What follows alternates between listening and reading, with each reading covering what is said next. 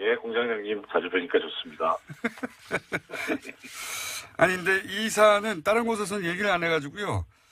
네. 저는 이 굉장히 중요한 일들이 지금, 영장 실질 심사하고 구속 적부심 하는 곳에서 벌어지고 있다고 생각을 하는데, 네. 다루질 않아서 제가 계속 저라도 다뤄야 되겠다 싶어 다루고 있습니다. 이거 중요한 일들 아닙니까? 그렇습니다. 어제 끝날 때 공장장님께서 하셨던 마지막 말씀이 상당히 깊이 인상이 남았어요. 엉망진창이 돼 있다고. 예. 그 얘기부터 잠깐만 정리해 볼까요? 그러니까, 네네.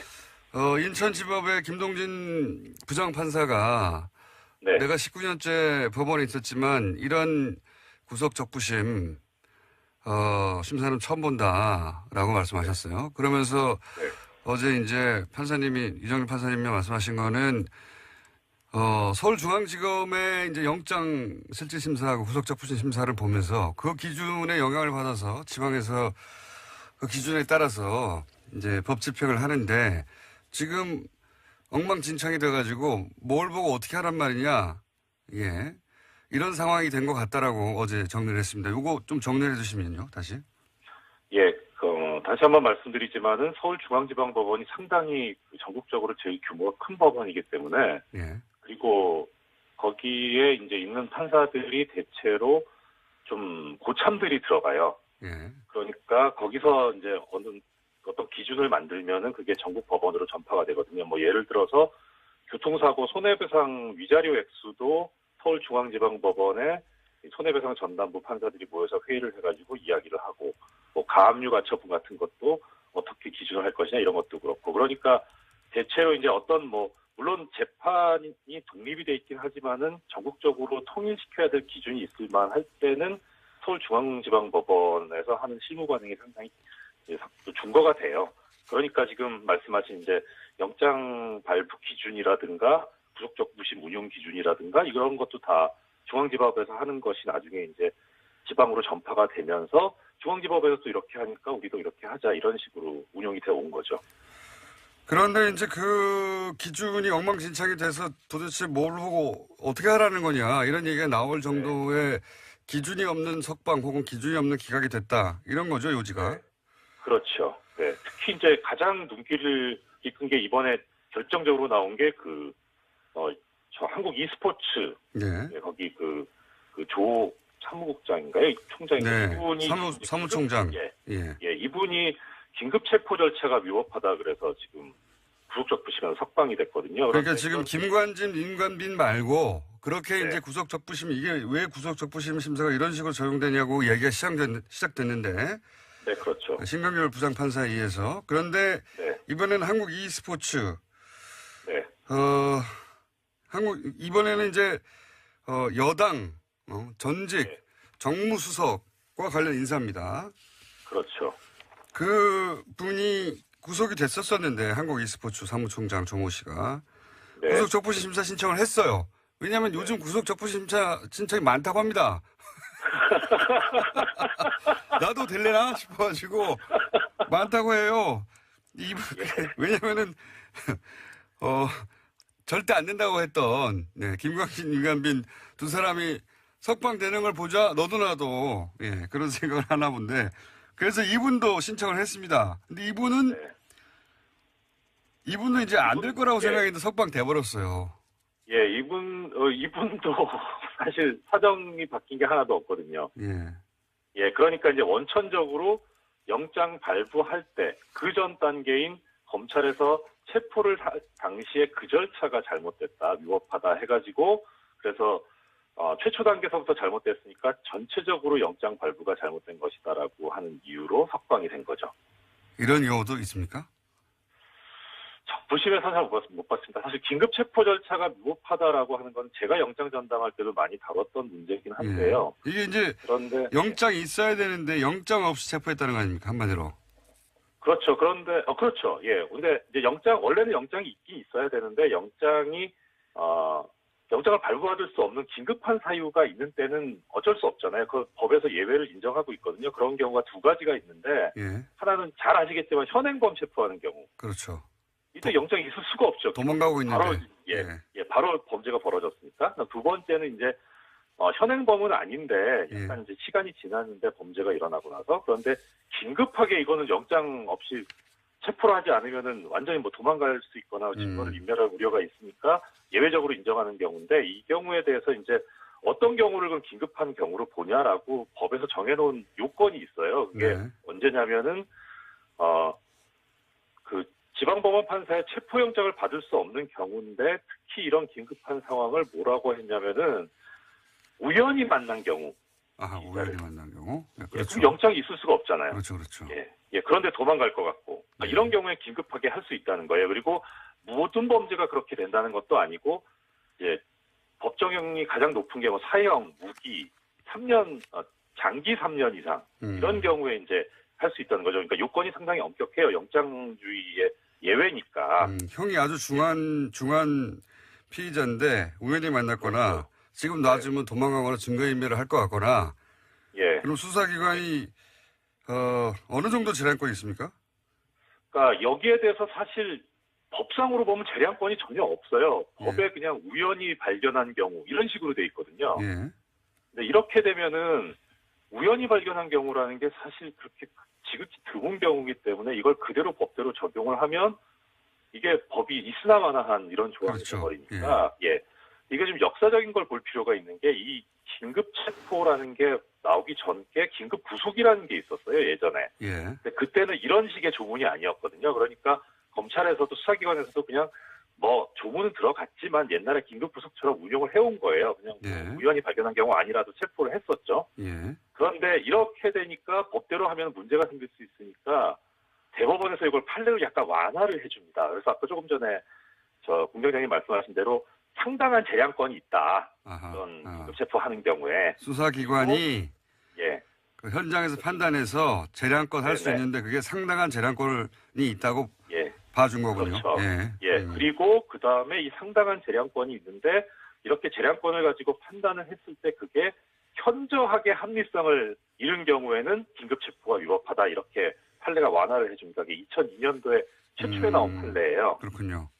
예. 그러니까 결국 법을 그대로 운영하면은 문제가 생길 수 있으니까 판례가 완화를 해줬는데 예. 그런데 정말 법대로 하면 이제 문제가 있긴 있거든요. 그러니까 이번에 이 e스포츠 사무총장이 석방된 거는 정말 그대로 법대로 했다고 볼 수는 있어요. 그렇게 말하면. 조문대로. 예, 법대로 했다고. 근데 그게 이미 2002년에 그 법대 소위 그 조문대로만 하면 사실 네, 다 풀어줘야 되니까 예, 수사기관에게 상당한 재량권을 줬는데 이번에는 거꾸로 네. 상당한 재량권을 뺏어버린 거군요. 말하자면 법대로 해가지고. 그렇죠. 예. 그 조문이 있긴 있지만 사실은 현실과는 다른 이때까지 한 10여 년 이상 없었던 판결을 내린 거는 마찬가지네요. 뭐 거의 없었죠. 이런 경우가. 그러니까 이제 지적하고 싶은 건 뭐냐면 뭐 법대로 운영할 수도 있어요. 할 수도 있는데 문제는 이제 영장 전담 판사가 영장을 발부를 했잖아요. 예. 그러면은 그 발부할 때 그때도 긴급체포 위법 얘기가 나왔었다고 하거든요. 예. 그러니까 그때는 그러면은 보니까 뭐 문제는 있긴 있는 것 같은데 예. 이게 상당한 재량권을까지도 넘어선 거냐? 그러니까 현저하게라는 게 뭐냐면 누가 봐도 명백한 거거든요. 그러니까 누가 봐도 명백하게 이게 불합리한 거냐 체포가 이런 정도까지 돼야 되는데 아무리 지금 요새 서울중앙지법 영장판사들이 이상한 결정들을 하지만 이건 판사 기본이거든요. 그야말로. 그러니까 그런데도 불구하고 영장이 나왔다는 거는 좀 약간 이상하긴 해도 현저하게 명백하게 이상하지는 않다. 이렇게 봤다고 보는 게 맞죠. 판사님, 자꾸 이제 법리적으로 해석하시는데 아, 네. 네, 이거는 제가 보기에는 이쪽 풀어줬으니까 이쪽도 풀어준 겁니다. 그러고 그것도 그 말씀도 맞고 더 나가서 걱정스러운 거는 이제 향후에 더 들어올 이 긴급 체포가 된 사람들이 워낙 뭐 많기 때문에 예를 들어서 뭐 대사는 아니지만 최순실 같은 경우에도 긴급 체포됐었거든요. 네.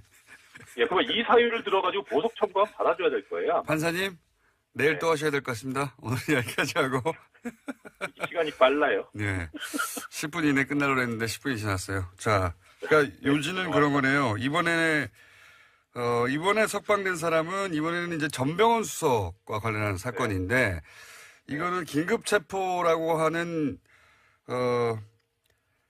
문건으로만 따지면, 문자 그대로만 따지면 풀어줄 수도 있는 사건이긴 한데 이미 2002년 판례로 수사기관에 상당한 재량권을 주어서 더 이상 긴급 체포를 하고 영장이 발부된 사람을 구속 적부심을 풀어주는 예가 없는데 이번에 또 풀어줬다. 이거는 이제 왜 김관진 윤관빈만 풀어주냐 저쪽 사람들만 얘기를 들을까봐 이쪽도 저는 그리고 풀어준 향후에 포석이다. 풀어준 것이고 향후에 또 이런 식으로 긴급 체포가 된 사건이 있을 경우에는 계속 풀어줄 수 있는 근거를 마련하였다. 그러면 탁월하십니다. 검찰 입장에서는 이렇게 긴급 체포를 못하는 거죠. 뭐 눈치 부담이 되는 거죠. 부담이. 부담이 되죠. 네. 아주 나쁜 판결이 또 하나 나왔고요. 이 사안은 내일도 또 다뤄보겠습니다. 감사합니다. 알겠습니다. 안녕히 계십시오. 고맙습니다.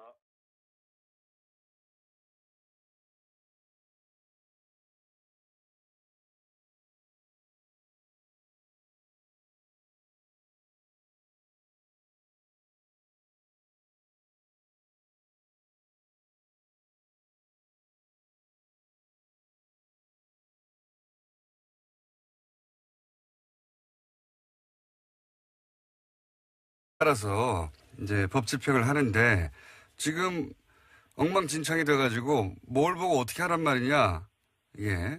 이런 상황이 된 것 같다라고 어제 정리를 했습니다. 이거 좀 정리해 주시면요, 다시. 다시 한번 말씀드리지만은 서울중앙지방법원이 상당히 전국적으로 제일 규모가 큰 법원이기 때문에 그리고 거기에 이제 있는 판사들이 대체로 좀 고참들이 들어가요. 그러니까 거기서 이제 어떤 기준을 만들면은 그게 전국 법원으로 전파가 되거든요. 뭐 예를 들어서 교통사고 손해배상 위자료 액수도 서울중앙지방법원에 손해배상 전담부 판사들이 모여서 회의를 해가지고 이야기를 하고, 뭐 가압류 가처분 같은 것도 어떻게 기준을 할 것이냐 이런 것도 그렇고, 그러니까 대체로 이제 물론 재판이 독립이 돼 있긴 하지만은 전국적으로 통일시켜야 될 기준이 있을 만할 때는 서울중앙지방법원에서 하는 실무 관행이 상당히 준거가 돼요. 그러니까 지금 말씀하신 이제 영장 발부 기준이라든가 구속적부심 운용 기준이라든가 이런 것도 다 중앙지법에서 하는 것이 나중에 이제 지방으로 전파가 되면서 중앙지법에서 또 이렇게 하니까 우리도 이렇게 하자 이런 식으로 운용이 되어 온 거죠. 그런데 이제 그 기준이 엉망진창이 돼서 도대체 뭘 보고 어떻게 하라는 거냐 이런 얘기가 나올 정도의 기준이 없는 석방 혹은 기준이 없는 기각이 됐다 이런 거죠, 요지가. 그렇죠. 특히 이제 가장 눈길을 이끈 게 이번에 결정적으로 나온 게 저 한국 e스포츠 거기 조 사무국장인가요? 총장인가요? 이분이 사무총장. 이분이 긴급 체포 절차가 위법하다 그래서 지금 구속적부심에서 석방이 됐거든요. 그러니까 지금 김관진, 윤관빈 말고 그렇게 이제 구속적부심 이게 왜 구속적부심 심사가 이런 식으로 적용되냐고 얘기가 시작됐는데. 네, 그렇죠. 신강렬 부장판사에 의해서. 그런데 이번에는 한국 e스포츠. 이번에는 이제 것이다라고 하는 이유로 석방이 된 거죠. 이런 경우도 있습니까? 적부심에서는 잘 못 봤습니다. 사실 긴급 체포 절차가 위법하다라고 하는 건 제가 영장 전담할 때도 많이 다뤘던 문제이긴 한데요. 이게 이제 그런데 영장이 있어야 되는데 영장 없이 체포했다는 거 아닙니까? 한마디로. 그렇죠. 그런데 그렇죠. 근데 이제 원래는 영장이 있긴 있어야 되는데 영장을 발부받을 수 없는 긴급한 사유가 있는 때는 어쩔 수 없잖아요. 그 법에서 예외를 인정하고 있거든요. 그런 경우가 두 가지가 있는데 하나는 잘 아시겠지만 현행범 체포하는 경우. 그렇죠. 이때 영장이 있을 수가 없죠. 도망가고 있는데. 바로 범죄가 벌어졌으니까. 두 번째는 이제 현행범은 아닌데 약간 이제 시간이 지났는데 범죄가 일어나고 나서, 그런데 긴급하게 이거는 영장 없이 체포를 하지 않으면은 완전히 도망갈 수 있거나 증거를 인멸할 우려가 있으니까 예외적으로 인정하는 경우인데, 이 경우에 대해서 이제 어떤 경우를 긴급한 경우로 보냐라고 법에서 정해놓은 요건이 있어요. 그게 언제냐면은 공장장님 자주 뵈니까 좋습니다. 아니 근데 이 사안은 다른 곳에서는 얘기를 안 해가지고요. 저는 이 굉장히 중요한 일들이 지금 영장 실질 심사하고 구속 적부심 하는 곳에서 벌어지고 있다고 생각을 하는데 다루지를 않아서 제가 계속 저라도 다뤄야 되겠다 싶어 다루고 있습니다. 이거 중요한 일들 아닙니까? 그렇습니다. 어제 끝날 때 공장장님께서 하셨던 마지막 말씀이 상당히 깊이 인상이 남았어요. 엉망진창이 돼 있다고. 예. 그 얘기부터 잠깐만 정리해 볼까요? 그러니까 네네. 인천지법의 김동진 부장판사가 네. 내가 19년째 법원에 있었지만 이런 구속 적부심 심사는 처음 본다라고 말씀하셨어요. 그러면서 네. 어제 이제 판사님이 이정일 판사님이 말씀하신 거는 서울중앙지검의 이제 영장 실질심사하고 구속적부심 심사를 보면서 그 기준에 영향을 받아서 지방에서 그 기준에 따라 여당 전직 네. 정무수석과 관련 인사입니다. 그렇죠. 그 분이 구속이 됐었었는데 한국 e스포츠 사무총장 조모 씨가 네. 구속적부심 심사 신청을 했어요. 왜냐하면 요즘 구속적부심 심사 신청이 많다고 합니다. 나도 될래나 싶어가지고 많다고 해요. 왜냐면은 절대 안 된다고 했던 김광진, 유관빈 두 사람이 석방되는 걸 보자 너도 나도 그런 생각을 하나 본데 그래서 이분도 신청을 했습니다. 근데 이분은 이제 안 될 거라고 생각했는데 석방돼 버렸어요. 예, 이분도 사실 사정이 바뀐 게 하나도 없거든요. 예, 그러니까 이제 원천적으로 영장 발부할 때 그 전 단계인 검찰에서 체포를 당시에 그 절차가 잘못됐다, 위법하다 해가지고 그래서 최초 단계서부터 잘못됐으니까 전체적으로 영장 발부가 잘못된